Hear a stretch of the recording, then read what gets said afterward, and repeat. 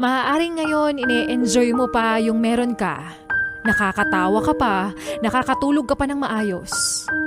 Pero darating din pala yung panahon, ang pagkakataon na babawian ka. Mapupunta ka sa posisyon kung saan mo minsang inilagay yung ibang tao. Malalaman mo kung gaano kasakit, kung gaano kahapde yung ginawa mo sa kanila.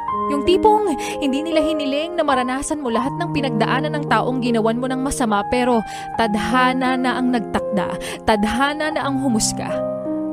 Pero para iparamdam sa'yo kung gaano kasakit ang ginawa mo, malalaman mo kung gaano katinding iyak at sakit ang ginawa mo sa kanila. Unti-unti mong mararamdaman na ito pala yung pakiramdam na sa akin na nangyayari ngayon. At dahil doon, matututo ka. Matututo ka dahil nakarma ka na.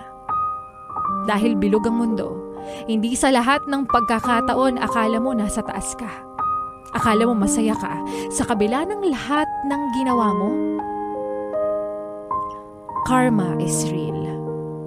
Kaya always be kind to everyone. Dahil ang karma, parang credit card lang yan. Enjoy now